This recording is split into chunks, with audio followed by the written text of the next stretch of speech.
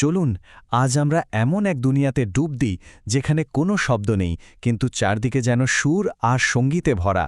আর এই অসাধারণ জগতের স্রষ্টা হল মিনু। আজ আমরা ওর সাথেই পরিচিত হব। ভাবার মতো একটা প্রশ্ন, তাই না?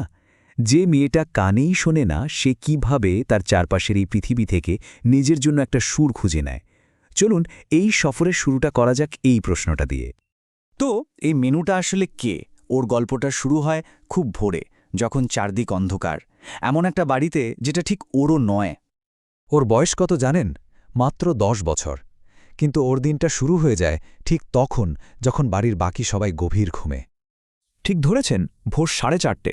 এই শান্ত নিস্তব্ধ সময়েই মিনুর একার জগৎটা জেগে ওঠে। ও একাই নিজের কাজে লেগে পড়ে। কিন্তু এখানেই আসল কথাটা।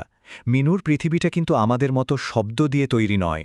ওর পৃথিবীটা গড়া হয়েছে অন্য কিছু দিয়ে। হ্যাঁ, গল্পে ওকে বধির আর মুখ বলা হয়েছে, কিন্তু সত্যি বলতে এই শব্দগুলো ওর আসল পরিচয়টা ঠিক বোঝাতে পারে না। ওর আসল শক্তি হল ওর দেখার ক্ষমতা, ওর স্পর্শ দিয়ে অনুভব করার শক্তি, আর ওর অসাধারণ কল্পনা। ব্যাপারটা একটু ভাবুন।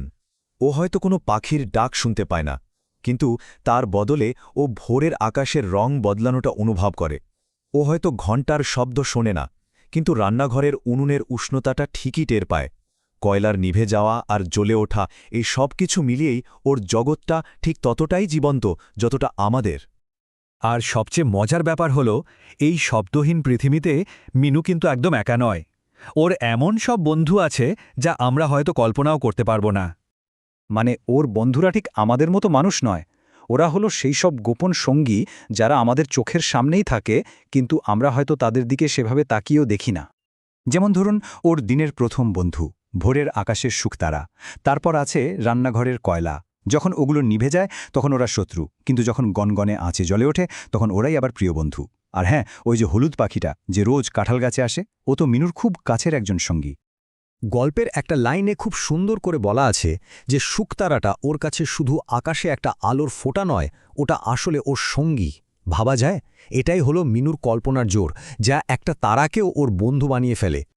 কিন্তু মিনুর এই বন্ধুত্বের জগতের বাইরেও ওর মনের গভীরে আরও একটা জিনিস আছে, যা ওকে প্রতিদিন শক্তি যোগায়। আর সেটা হলো আশা। ওর বাবাকে ঘিরে একটা গভীর আশা। এটাকে শুধু একটা বিশ্বাস বললে ভুল হবে। এটা ওর পুরো জীবনটাকে ধরে রেখেছে, ওর জগতের নোংরের মতো কাজ করে। ও মনে প্রাণে কি বিশ্বাস করে জানেন?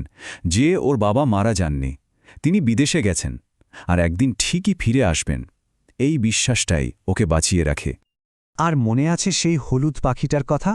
ওটা এখন আর শুধু একটা বন্ধু নেই, ওটা হয়ে উঠেছে ওর আশার প্রতীক।